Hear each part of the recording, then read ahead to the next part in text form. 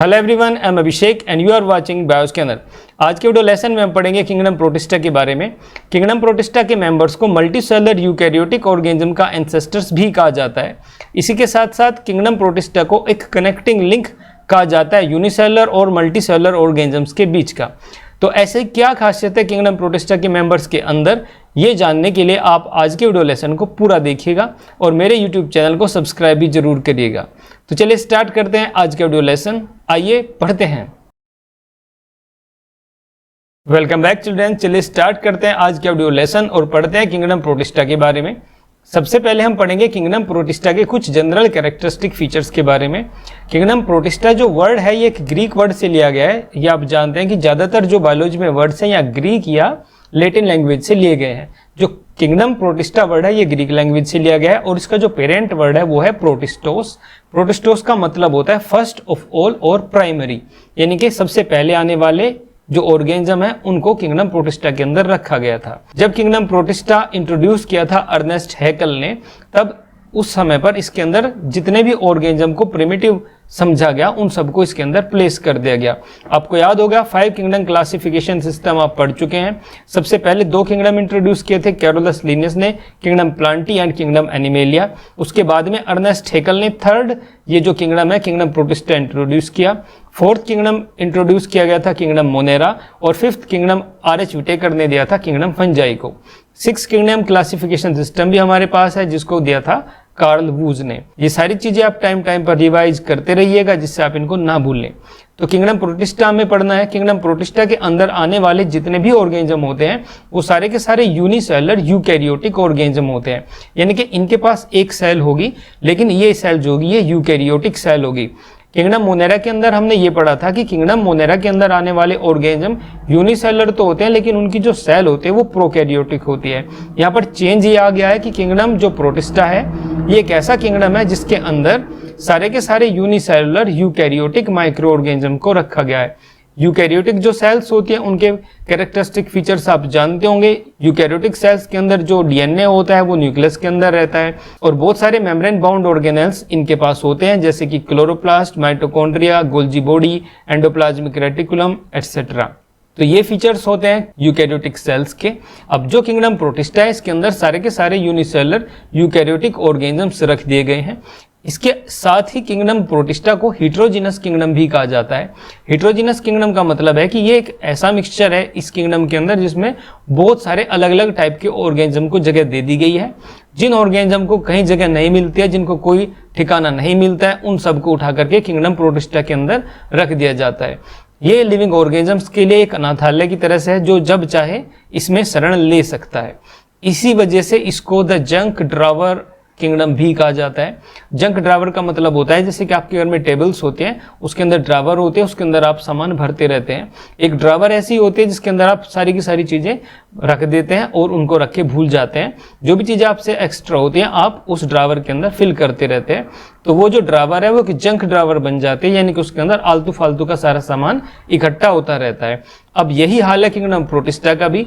जब organisms discover होते रहे और जिनको कोई जगह नहीं मिल रही थी उन सबको उठा उठा करके किंगडम प्रोटिस्टा के अंदर रखा जा रहा था। अब किंगडम प्रोटिस्टा की बहुत इंपॉर्टेंट फीचर है ये, it acts as a connecting link, यानी ये एक कनेक्टिंग लिंक की तरह से काम करता है। किसके बीच में? प्रोकैरियोटिक यूनिसेलुलर ऑर्गेनिजम्स के बीच में और मल्टीसेलुलर किंगडम्स के बीच में। तो कैसे ये एक कनेक्टिंग लिंक की तरह से काम करता है एक बार हम ये देख लेते हैं। सबसे पहले हमने जो किंगडम पढ़ा वो था किंगडम मोनेरा और किंगडम मोनेरा के अंदर आपने पढ़ा प्रोकैरियोटिक यूनिसेलुलर ऑर्गेनिजम्स को, वो था सबसे फर्स्ट किंगडम। सेकेंड किंगडम जो हम पढ़ने जा रहे हैं वो है किंगडम प्रोटिस्टा। किंगडम प्रोटिस्टा के अंदर हमने प्लेस किया यूकैरियोटिक यूनिसेलुलर ऑर्गेनिजम्स को। इसके बाद में 3 किंगडम हम और पढ़ेंगे जिसके अंदर सबसे पहला आएगा fungi. Fungi is a multicellular kingdom of eukaryotic organisms. Next फिर आएगा प्लांटी और फिर आएगा एनिमेलिया। जो तीनों के तीनों किंगडम्स हैं, kingdom fungi, kingdom Plantae and kingdom animalia, इनके अंदर आने वाले सारे के सारे जो ऑर्गेनिजम्स हैं वो मल्टीसेलुलर हैं और यूकैरियोटिक हैं। इससे जो सबसे पहले किंगडम है हमारे पास किंगडम मोनेरा, उसके अंदर आने वाले सारे ऑर्गेनिजम्स कैसे हैं? वो प्रोकैरियोटिक हैं और यूनिसेलुलर हैं। लेकिन जो हमारी कनेक्टिंग लिंक है, यानी कि जो इनके बीच में हमारे पास एक किंगडम है, दैट इज किंगडम प्रोटिस्टा, इसके अंदर आने वाले ऑर्गेनिजम्स यूकैरियोटिक हैं और यूनिसेलुलर हैं। यानी कि यहाँ पर जो सेल्स थी वो यूकैरियोटिक हो गई थी, लेकिन अभी भी वे यूनिसेलुलर ही थी। और इसके बाद में जो 3 किंगडम इवोल्व हुए, फंजाई, प्लांटी, एनिमेलिया, उसके अंदर जो ऑर्गेनिजम्स आए वो मल्टीसेलुलर होना स्टार्ट हो गए थे। इसी वजह से जो किंगडम प्रोटिस्टा है इसको यूनिसेलुलर और मल्टीसेलुलर ऑर्गेनिजम्स के बीच की कनेक्टिंग लिंक माना जाता है, और इसके साथ ही साथ इसको एंसेस्टर भी बोला जाता है। इसको सारे के सारे मल्टीसेलुलर ऑर्गेनिजम्स का पूर्वज भी बोला जाता है। इससे पहले कोई भी टाइप की यूकैरियोटिक सेल इवोल्व नहीं हुई थी, और इसके बाद में ही मल्टीसेलुलर सेल्स वाले ऑर्गेनिजम्स इवोल्व होना शुरू हुए। तो अब आप ये बात समझ गए होंगे कि क्यों कहा जाता है किंगडम प्रोटिस्टा को ancestors of all multicellular and eukaryotic organisms. तो ये हो गए कुछ general characteristic features kingdom protista के। इसके बाद में कुछ एक्सेप्शंस हैं हमारे सामने जो किंगडम प्रोटिस्टा का विरोध करते हैं, यानी कि कुछ ऐसे ऑर्गेनिजम्स हैं जो यूनिसेलुलर भी है, यूकैरियोटिक भी हैं, लेकिन उनको हमने किंगडम प्रोटिस्टा में नहीं रखा है। इन एक्सेप्शंस को आपको बहुत ही अच्छे से याद रखना है। इनके रीजंस भी मैं आपको बताऊंगा कि क्यों हमने इन ऑर्गेनिजम्स को किंगडम प्रोटिस्टा में जगह नहीं दी। सबसे पहला जो एग्जाम्पल है हमारे सामने वो है unicellular algae, that is Chlamydomonas chlorella. Chlamydomonas chlorella और कई ऐसी एल्गी होती हैं जो कि यूनिसेलुलर होती हैं, यानी उनके पास एक ही सेल है, और वे यूकैरियोटिक भी होती हैं। तो ये दोनों के दोनों फीचर्स तो इनको क्वालिफाई करते हैं किंगडम प्रोटिस्टा के अंदर रखने के लिए, लेकिन इनको जगह दे दी गई है किंगडम प्लांटी के अंदर। यहाँ पर आप देख रहे हैं ये एक सेल है, ये यूनिसेलुलर यूकैरियोटिक सेल है, ये क्लेमाइडोमोनास की सेल है। इसको किंगडम प्रोटिस्टा में जगह नहीं दी गई है, इसको जगह दी गई है किंगडम प्लांटी के अंदर ग्रुप एल्गी में, और एल्गी के अंदर फैमिली क्लोरोफाइसी में इसको रखा गया है। अब इसके अंदर ऐसा क्या है, इसके अंदर एक इंपॉर्टेंट चीज है जिसका नाम है क्लोरोफिल बी। इनके अंदर जो फोटोसिंथेटिक पिगमेंट होता है क्लोरोफिल बी, ये जो पिगमेंट होता है ये सिर्फ प्लांट्स के अंदर ही मिलता है। यानी कि किंगडम प्लांटी के अंदर आने वाले जितने भी ऑर्गेनिजम्स होंगे, जितने भी प्लांट्स को वहाँ पर रखा गया है, एल्गी, ब्रायोफाइट्स, टेरिडोफाइट्स, उन सभी के अंदर जो फोटोसिंथेटिक पिगमेंट क्लोरोफिल बी है वो प्रेजेंट होता है। अब वही क्लोरोफिल बी पिगमेंट क्लेमाइडोमोनास और क्लोरेला के पास भी है, इसी वजह से इनको क्लोज माना गया किंगडम प्लांटी के, और किंगडम प्लांटी के अंदर इनको प्लेस कर दिया गया। तो पहला एक्सेप्शन तो ये हो गया। दूसरा एक्सेप्शन होती है कि unicellular fungi, that is east. East एक यूनिसेलुलर फंजाई है और ये यूकैरियोटिक भी है, लेकिन ईस्ट को भी हमने नहीं रखा है किंगडम प्रोटिस्टा के अंदर, इसको हमने जगह दी है किंगडम फंजाई के अंदर। किंगडम फंजाई में रखने के पीछे इसके कारण है हमारे सामने। सबसे पहला कारण है इसके अंदर एस्कस की फॉर्मेशन होती है। एस्कस जो होता है ये एक स्पोर बियरिंग बॉडीज होती है जिनके अंदर स्पोर्स बनते हैं, जिनको कहते हैं एस्कोस्पोर्स। जो ये एस्कोस्पोर्स होते हैं ये मल्टीसेलुलर यूकैरियोटिक फंजाई के अंदर ही बनते हैं, लेकिन ये जो फंजाई है दैट इज ईस्ट, ये आपके सामने है यहाँ पर ईस्ट का फोटो। ईस्ट एक यूनिसेलुलर फंजाई है, लेकिन इसके अंदर भी एस्कोस्पोर्स बनते हैं जो कि कैरेक्टरिस्टिक फीचर है फंजाई का। इसी वजह से इसको किंगडम प्रोटिस्टा में ना रख करके इसको रख दिया गया किंगडम फंजाई के अंदर। और इसके साथ साथ इसकी जो सेल वॉल होती है वो काइटिन की बनी होती है। काइटिन की सेल वॉल एक कैरेक्टरिस्टिक फीचर्स है किंगडम फंजाई के अंदर आने वाले ऑर्गेनिजम्स का। अब इसी वजह से ईस्ट को हमने हटा दिया किंगडम प्रोटिस्टा से और हमने इसको प्लेस कर दिया किंगडम फंजाई में। तो ये दोनों के दोनों एक्सेप्शंस आपको याद रख लेने हैं।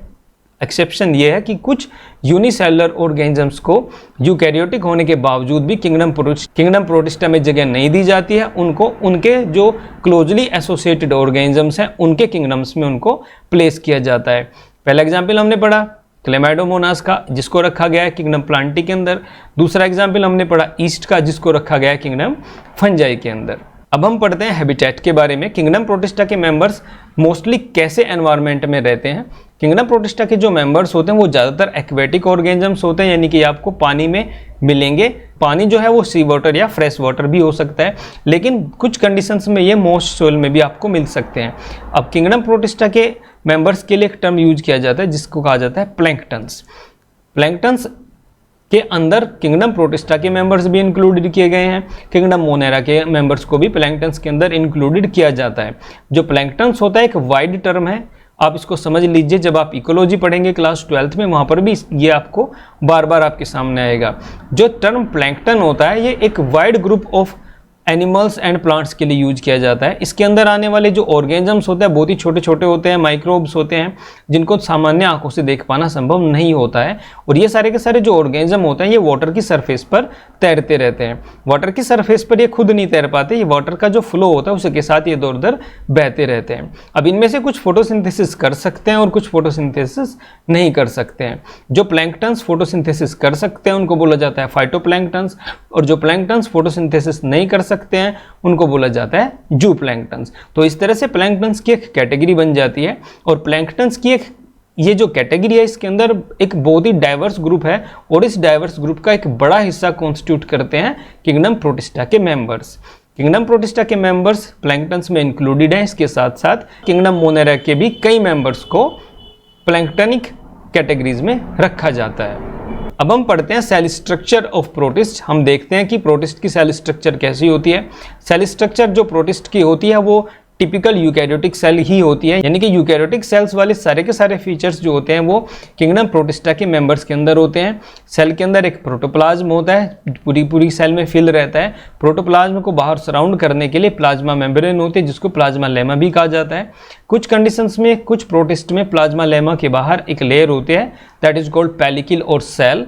और अगर फोटोसिंथेटिक प्रोटिस्ट है तो उनके पास सेल वॉल भी होती है, और सेल वॉल यहाँ पर बनी हुई होती है सेलुलोज की। अब इनका जो साइटोप्लाज्म होता है उसके अंदर साइक्लोसिस होता है।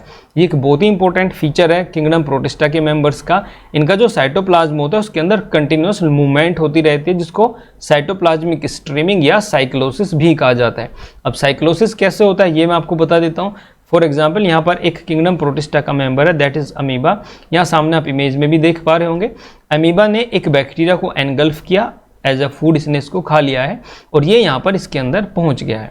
अब जैसे ही ये बैक्टीरिया को एनगल्फ करता है तो बैक्टीरिया इसके जो साइटोप्लाज्म है इसके अंदर पूरी की पूरी सेल के अंदर घूमता रहता है।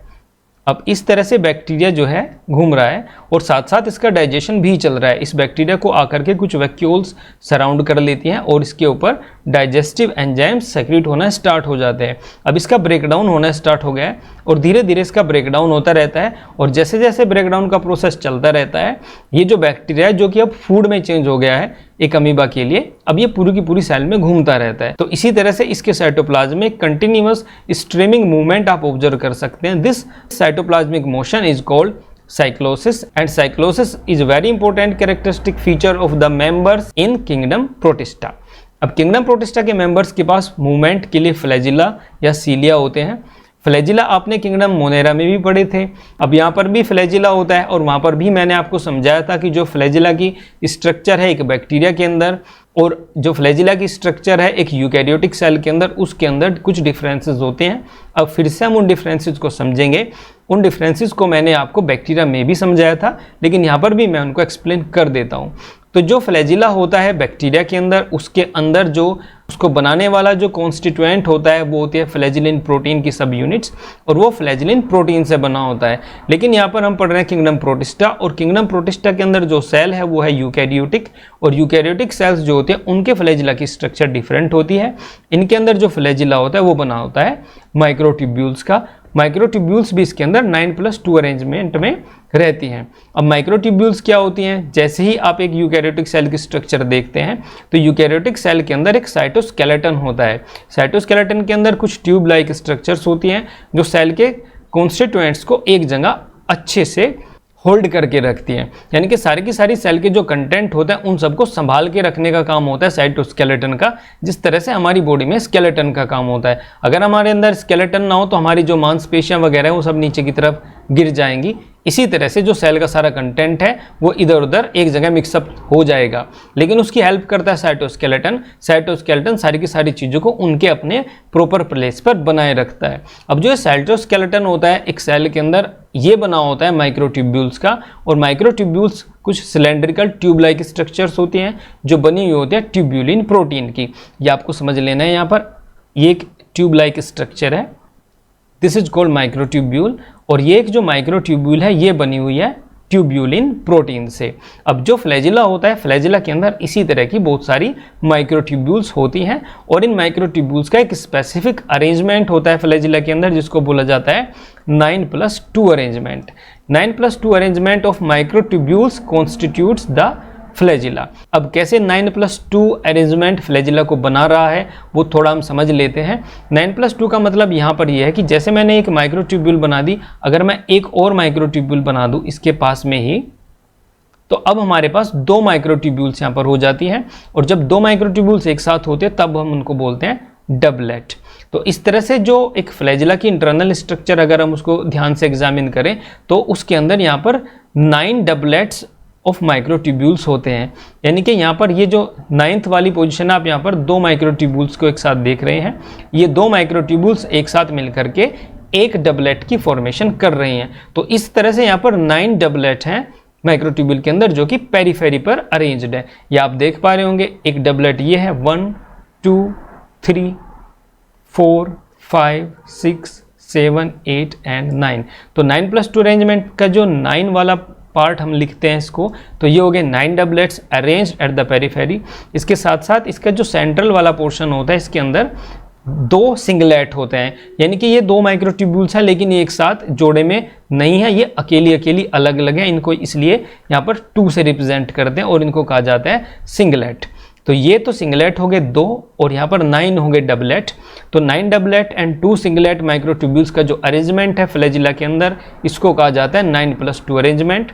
9+2 arrangement of flagella is found in the members of kingdom protista. अब आप ये बात समझ गए होंगे कि किंगडम प्रोटिस्टा के अंदर फ्लैजिला का जो अरेंजमेंट है वो किस तरह का होता है। अब हम सेल स्ट्रक्चर को और थोड़ा ध्यान से पढ़ें तो जो यूकैरियोटिक सेल होती है किंगडम प्रोटिस्टा के मेंबर्स की, उसके पास सारे के सारे मेम्ब्रेन बाउंड ऑर्गेनेल्स प्रेजेंट होते हैं। मेम्ब्रेन बाउंड ऑर्गेनेल्स में जैसे कि आप जानते ही होंगे chloroplast, endoplasmic reticulum, mitochondria, Golgi body, इस तरह के सारे जो सेल ऑर्गेनेल्स होते हैं वो पूरे अच्छी तरह से विकसित होते हैं और पूरी तरह से आपको एक यूकैरियोटिक सेल में मिलेंगे।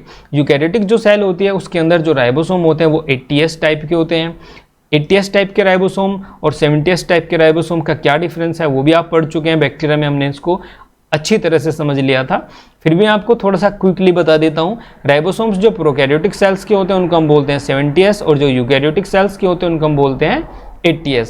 80S के अंदर जो S लिखा हुआ है ये है स्वेडबर्ग कोफिशिएंट की जो वैल्यू होती है वो होती है 10⁻⁻13। अब हम क्या करते हैं हम राइबोसोम्स को निकाल लेते हैं सेल्स के अंदर से और उनको सेंट्रीफ्यूगेशन मशीन में डाल देते हैं। सेंट्रीफ्यूगेशन मशीन जो होते हैं उसके अंदर हम बहुत सारी टेस्ट ट्यूब्स रखते हैं और उन टेस्ट ट्यूब्स के अंदर हम राइबोसोम्स को डाल देते हैं और उस सेंट्रीफ्यूगेशन मशीन को बहुत ही हाई स्पीड से रोटेट करा देते हैं। अब उसके अंदर बहुत सारे मार्क्स लगे रहते हैं। जो प्रोकैरियोटिक सेल्स के राइबोसोम्स होते हैं वो 70 वाली मार्किंग पर जा करके रुक जाते हैं, और जो यूकैरियोटिक वाले राइबोसोम्स होते हैं जहाँ पर 80 लिखा हुआ होता है, यानी जो 80 वाली मार्किंग होती है जो कि नीचे की तरफ होते हैं, वो वहाँ पर चले जाते हैं। अब उनका जो नीचे की तरफ बैठने की जो मूवमेंट है, जो प्रोकैरियोटिक राइबोसोम्स हैं उनकी जो मूवमेंट होते हैं, इनको जो सेडिमेंटेशन होता है वो 70S पे हो जाता है, और जो यूकैरियोटिक राइबोसोम्स होते हैं उनका जो सेडिमेंटेशन है वो 80S पे होता है। तो इस तरह से हम उनको 70S और 80S बोलते हैं। 80S वाला जो राइबोसोम होता है वो थोड़ा सा एडवांस और थोड़ा सा डेवलप्ड माना जाता है। जेनेटिक मटेरियल जो होता है यूकैरियोटिक सेल्स का, उसके अंदर हिस्टोन प्रोटीन्स होते हैं, ये आप जानते हैं हिस्टोन प्रोटीन्स क्या होते हैं। इसके साथ साथ यहाँ पर सेंट्रियोल्स भी होते हैं, एक ऑर्गन होता है जिसका काम होता है सेल डिवीजन में हेल्प करना। थोड़ा अब अभी हम हिस्टोन प्रोटीन्स के बारे में समझ लेते हैं और सेंट्रियोल्स के बारे में भी समझ लेते हैं, जिससे आपको कोई कन्फ्यूजन ना हो। सबसे पहले हम देखते हैं सेंट्रियोल्स क्या होते हैं। एक सेल ऑर्गेनेल होता है जिसका नाम होता है सेंट्रोसोम। ये आप देख पा रहे होंगे यहाँ पर यूकैरियोटिक सेल के अंदर ये ट्यूब लाइक स्ट्रक्चर्स आप देख रहे हैं। ये जो सिलेंड्रिकल ट्यूब लाइक स्ट्रक्चर्स हैं ये वही माइक्रोट्यूब्यूल्स हैं जो बना रही थी अभी एक फ्लैजिला को। अब यही जो माइक्रोट्यूब्यूल्स हैं ये यहाँ पर एक ऑर्गेनेल बना रही होते हैं जिसका नाम होता है सेंट्रोसोम। सेंट्रोसोम के अंदर 2 यूनिट्स प्रेजेंट होती हैं इनकी, 1 और 2। इन 2 यूनिट्स को बोला जाता है सेंट्रियोल्स। जिस तरह से 9+2 अरेंजमेंट होता है फ्लैजिला के अंदर, यहाँ पर भी इसी तरह से जो सेंट्रियोल्स होते हैं इसके अंदर भी माइक्रोट्यूब्यूल्स के ट्रिपलेट्स अरेंज्ड होते हैं। यहाँ पर 9 ट्रिपलेट्स होते हैं, यानी कि यहाँ पर ये आप जो ट्रिपलेट्स देख रहे हैं ये 9 ट्रिपलेट्स यहाँ पर हैं। ये जो सेंट्रियोल्स होते हैं ये एक इंपॉर्टेंट रोल प्ले करते हैं सेल डिवीजन के टाइम पर।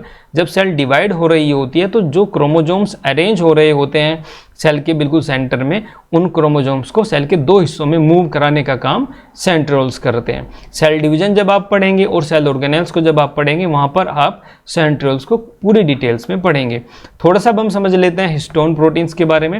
हिस्टोन प्रोटीन्स आप जानते हैं, आपने पढ़ा हुआ है हिस्टोन प्रोटीन्स के बारे में।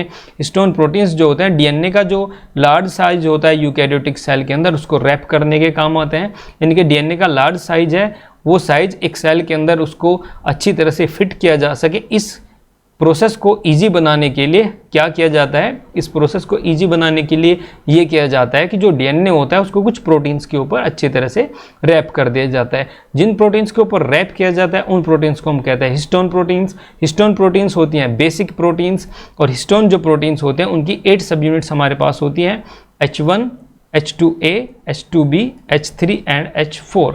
तो इनकी जो सब यूनिट्स होते हैं इनको हिस्टोन ऑक्टामर्स इसीलिए कहा जाता है कि इनके 2-2 पेयर्स यहाँ पर प्रेजेंट है। यानी एक पेयर है H2A का, दूसरा पेयर है H2B का, तीसरा पेयर है H3 का और चौथा पेयर है H4 का। इस तरह से जो सारी की सारी हिस्टोन सब यूनिट्स हैं उनके 8 पेयर्स हमारे पास मौजूद हैं, इसलिए हम इसको हिस्टोन ऑक्टामर भी कहते हैं। जो H1 होता है ये इस हिस्टोन ऑक्टामर को फर्दर बाइंड करने का काम करता है। तो इस तरह से जो डीएनए होता है एक यूकैरियोटिक सेल का, क्योंकि उसका साइज काफ़ी बड़ा होता है, उसको अच्छी तरह से सेल के अंदर फिट करने के लिए हिस्टोन प्रोटीन्स की मदद ली जाती है। हिस्टोन प्रोटीन्स हमने समझ लिया है, इसके साथ साथ हमने सेंट्रियोल्स को भी समझ लिया है। आइए अब पढ़ते हैं methods of locomotion in kingdom protista. अब यहाँ पर जो लोकोमोशन के मेथड्स होते हैं वो 5 मेथड्स ऑफ लोकोमोशन होते हैं किंगडम प्रोटिस्टा में। सबसे पहला मेथड होता है with the help of pseudopodia, second one is flagella, third one is सीलिया।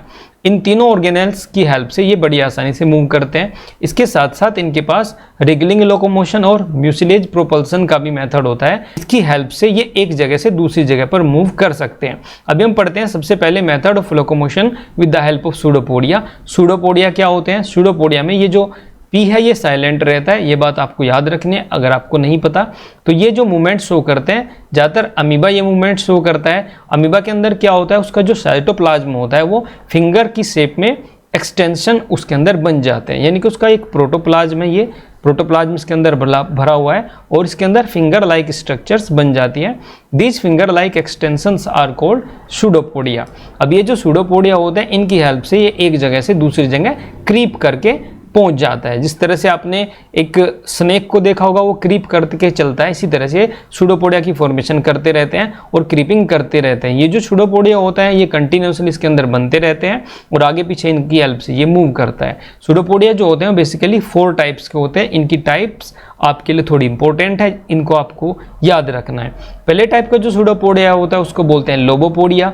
Lobopodia जो होता है इसको अगर आप ऊपर से देखेंगे तो ये लोब लाइक होता है, यानी कि ये ब्रॉड एंड राउंडेड होता है, शार्प ये नहीं होता है। इसके जो एंड्स होते हैं बिल्कुल ब्लंट होते हैं। ब्लंट का मतलब ये इसके जो किनारे होते हैं ये नुकीले नहीं होते हैं। इस तरह का जो स्यूडोपोडिया आपको मिलेगा वो मिलेगा आपको अमीबा में।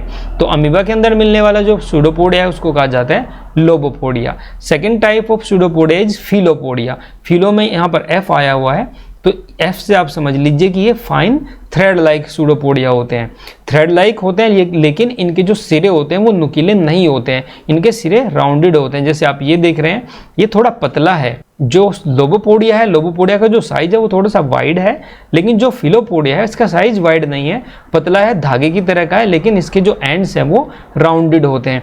ये आपको मिलेगा युगलीफा में। युगलीफा एक यूनिसेलुलर प्रोटिस्ट है, इसके अंदर जो स्यूडोपोडिया मिलता है वो होता है फिलोपोडिया। इसके बाद में थर्ड जो कैटेगरी आती है वो होती है एक्सोपोडिया। एक्सोपोडिया होते हैं जो वो लॉन्ग स्टिफ होते हैं, इनके अंदर एक्सियल फिलामेंट्स होते हैं और ये नुकीले होते हैं। यहाँ पर आप देख रहे हैं ये एक्टिनोफिट्स का एग्जाम्पल है। एक्टिनोफिट्स के अंदर ये जो इसके स्यूडोपोडिया आप देख रहे हैं ये बिल्कुल नुकीले हैं और इनके अंदर एक हार्ड एक्सियल फिलामेंट भी होता है, यानी कि ये इस तरह की स्ट्रक्चर हो गई और इसके अंदर यहाँ पर एक फिलामेंट भी होता है जिसको एक्सियल फिलामेंट कहते हैं। इस टाइप का जो स्यूडोपोडिया मिलेगा उसको हम कहेंगे एक्सोपोडिया और ये मिलता है एक्टिनोफिट्स में। Fourth type of pseudopodia is called reticulopodia. Reticulopodia जो होते हैं वो लंबे होते हैं, ब्रांच्ड होते हैं और एक नेटवर्क टाइप बना देते हैं। यानी कि आप ये समझिए ये एक लोबोपोडिया है, इसी के अंदर बहुत सारे रेटिकुलेशंस बन जाएं, यानी इसी के अंदर बहुत सारी ब्रांचेज सी आपको दिखने लगे, तब हम इसको बोलते हैं रेटिकुलोपोडिया। तो ये 4 टाइप के जो स्यूडोपोडिया होते हैं ये मिलते हैं मूवमेंट कराने के लिए। इसके बाद में जो नेक्स्ट ऑर्गेनेल है जिसकी हेल्प से किंगडम प्रोटिस्टा के मेंबर्स मूव कर सकते हैं वो होता है फ्लैजिला। फ्लैजिला एक हेयर लाइक स्ट्रक्चर होता है और ये अंड्यूलेटिंग मूवमेंट करता है। अंड्यूलेटिंग मूवमेंट यानी जैसे एक विप चलता है, जिस तरह से एक विप की मूवमेंट होते हैं उसी तरह से ये मूव करते हैं। वेव लाइक मोशन भी आप इसको कह सकते हैं, जिससे एक ये जो ऑर्गेनिज्म होता है वो आगे की तरफ प्रोपेल होता रहता है। अब ये प्रोपल्सन जो फोर्स क्रिएट करता है उसकी हेल्प से ये जो ऑर्गेनिजम्स होते हैं ये मूव कर सकते हैं। इसके एग्जाम्पल्स होते हैं यूग्लिना, डायनोफ्लैजिलेट्स एंड जूफ्लैजिलेट्स। जो इसके नंबर्स होते हैं फ्लैजिला की एक भी हो सकती है, दो भी हो सकते हैं। जिनके अंदर दो फ्लैजिला मिलते हैं उनको डायनोफ्लैजिलेट्स बोलते हैं, और जिनके अंदर दो से ज़्यादा मिलते हैं उनको जूफ्लैजिलेट्स बोलते हैं। तो इस तरह से फ्लैजिला की हेल्प से भी किंगडम प्रोटिस्टा के मेंबर्स मूव कर सकते हैं। नेक्स्ट जो लोकोमोशन का इनके पास ऑर्गेनल होता है वो होते हैं सीलिया। सीलिया बहुत ही छोटे छोटे हेयर लाइक स्ट्रक्चर्स होते हैं, जैसे हमारी स्किन पर छोटे छोटे रोम होते हैं, रोए होते हैं, इसी तरह के ये होते हैं। बहुत ही छोटे होते हैं, फाइन होते हैं, बहुत ही ज़्यादा नंबर्स में ये होते हैं, और इनकी जो मूवमेंट होती है वो और लाइक मूवमेंट होती है। जैसे आपने देखी होगी केरला के अंदर बोट रेस होती है। इस बोट रेस में एक बोट होती है, उसके अंदर उसको चलाने वाले बहुत सारे लोग एक साथ मिलकर के उसको चलाते हैं। जो सीलिया से मूवमेंट होते हैं वो भी इसी तरह से होती है। सारे के सारे सीलिया एक साथ एक फ्लो में कोऑर्डिनेटेड मैनर में मूव करते हैं, जिससे जैसे कि एक नाव को आगे बढ़ाया जाता है। अब ये रो करना स्टार्ट करते हैं और ये जो रोइंग मूवमेंट होती है इससे ऑर्गेनिज्म आगे बढ़ जाता है। जो सीलिया होते हैं इनकी जो मूवमेंट आप देख पाएंगे वो देख पाएंगे पैरामीशियम के अंदर। यहाँ पर एक पैरामीशियम आपके सामने है और इसकी बॉडी पर आप देख रहे हैं छोटे छोटे सीलिया हैं।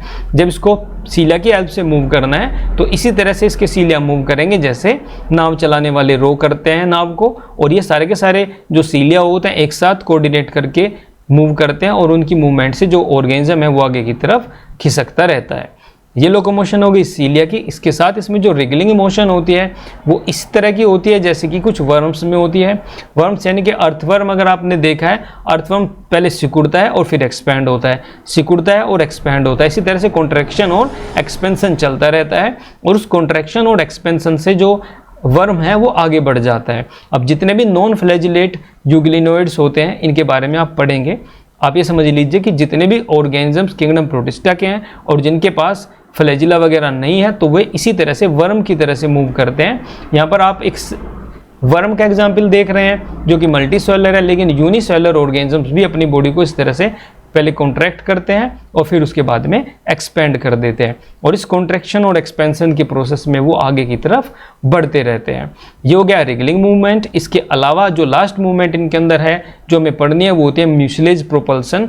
म्यूसिलेज एक चिपचिपा सा सब्सटेंस होता है जो ये पीछे की साइड में रिलीज करते रहते हैं, और उस म्यूसिलेज को पीछे रिलीज करके ये आगे बढ़ते रहते हैं। पहले म्यूसिलेज सेक्रीट करते हैं और म्यूसिलेज के ऊपर ये रोलिंग मूवमेंट करते हुए आगे की तरफ चले जाते हैं। ये जो मूवमेंट होता है इसको शो करता है डायटम, और ये चीज़ आपको याद रखनी है कि म्यूसिलेज जिस डायरेक्शन में ये रिलीज करते हैं उसके अपोजिट डायरेक्शन में ये आगे बढ़ते हैं। यानी कि जो इनका बैकवर्ड पोर्शन है यहाँ से म्यूसिलेज रिलीज करते हैं, और म्यूसिलेज रिलीज करके ये आगे की तरफ मिसाइल की तरह से बढ़ जाते हैं। ये हो गया म्यूसिलेज प्रोपल्सन का मेथड। थोड़ा सा अब हम समझ लेते हैं कि जो प्रोटिस्ट्स होते हैं उनके फ्लैजिला और सीलिया में क्या डिफरेंस होता है। वैसे आप जानते ही होंगे कि जो फ्लैजिला होता है उसका साइज लेंथ उसकी बड़ी होती है, सीलिया की लेंथ छोटी होती है। जो प्रोटिस्ट होते हैं उसके अंदर जो फ्लैजिला होता है 150 माइक्रोमीटर का होता है, लेकिन जो सीलिया होता है वो 5 to 10 माइक्रोमीटर का होता है, तो उसका साइज छोटा हो गया। इसकी जो नंबर्स होते हैं 1 to 4 होती हैं। फ्लैजिला 1 से 4 हो सकते हैं, और सीलिया कितने भी हो सकते हैं, 3000 से 14000 तक सीलिया हो सकते हैं। एक फ्लैजिला अपने आप इंडिपेंडेंटली मूव करता है, और इसकी जो मूवमेंट होती है वो अंड्यूलेटरी मूवमेंट या वेव लाइक मूवमेंट होते हैं। जो सारे के सारे सीलिया मूव करते हैं वो एक कोऑर्डिनेटेड मैनर में मूव करते हैं, और वो इस तरह से मूव करते हैं जैसे कि किसी नाव को रो किया जा रहा हो। तो ये डिफरेंसेस हैं फ्लैजिला और सीलिया के। अब हम आज की वीडियो लेक्चर को समराइज करते हैं कि क्या क्या फीचर्स किंगडम प्रोटिस्टा के मेंबर्स के आज हमने पढ़े। सबसे पहले हमने पढ़ा कि जो किंगडम प्रोटिस्टा वर्ड है ये प्रोटिस्टोस से लिया गया है। इसका मतलब है फर्स्ट ऑफ ऑल या प्राइमरी, यानी कि ये सारे के सारे जो ऑर्गेनिज्म हैं ये हमारे पूर्वज हैं। जितने भी मल्टीसेलुलर ऑर्गेनिजम्स इवोल्व हुए हैं वो सभी किंगडम प्रोटिस्टा से ही इवोल्व हुए हैं। किंगडम प्रोटिस्टा के अंदर आएंगे unicellular eukaryotic micro organisms. Kingdom protista एक कनेक्टिंग लिंक की तरह से काम कर रहा है। एक फ्लो चार्ट से हमने बहुत ही अच्छे से समझ लिया था कि ये कैसे कनेक्टिंग लिंक की तरह से काम करते हैं between unicellular organisms and multicellular organisms. Connecting link होने की वजह से इनको एंसेस्टर्स भी कहा जाता है, सारे के सारे मल्टीसेलुलर यूकैरियोटिक ऑर्गेनिजम्स का। इनकी जो सेल होती है वो टिपिकल यूकैरियोटिक सेल होती है। प्रोटोप्लाज्म के चारों तरफ प्लाज्मा मेम्ब्रेन मिलेगी और उसके सेंटर में आपको न्यूक्लियस मिलेगा, न्यूक्लियस के चारों तरफ न्यूक्लियर मेम्ब्रेन भी मिलेगी और सारे के सारे मेम्ब्रेन बाउंड ऑर्गेनेल्स भी मिलेंगे। यहाँ पर आपको ये भी याद रखना है कि जो उसका डीएनए है उसको बाइंड करने के लिए इनके पास हिस्टोन प्रोटीन्स भी होते हैं। कुछ मेंबर्स के पास जो प्लाज्मा मेम्ब्रेन है उसके बाहर एक लेयर और मिलते हैं जिसको पेलिकिलिया शेल कहते हैं, और जो फोटोसिंथेटिक प्रोटिस्ट होते हैं उनके पास आपको सेल्यूलोज की बनी सेल वॉल भी मिलती है। तो ये हो गया हमारा आज का वीडियो लेक्चर, जिसके अंदर हमने पढ़ा किंगडम प्रोटिस्टा के कुछ जनरल फीचर्स के बारे में। कुछ बचे हुए थोड़े और फीचर्स हैं किंगडम प्रोटिस्टा के जो हम पढ़ेंगे नेक्स्ट वीडियो लेक्चर में। अगर आपको आज के वीडियो लेक्चर से रिगार्डिंग कोई डाउट है, कोई चीज़ आप समझ नहीं पा रहे हैं, तो आप कमेंट बॉक्स में ज़रूर लिखिएगा। अगर आपको मेरे वीडियो लेक्चर्स अच्छे लगते हैं तो मेरे यूट्यूब चैनल को सब्सक्राइब भी ज़रूर करिएगा। तो मैं मिलता हूँ आपसे नेक्स्ट वीडियो लेक्चर में। Till then bye bye, thank you for watching.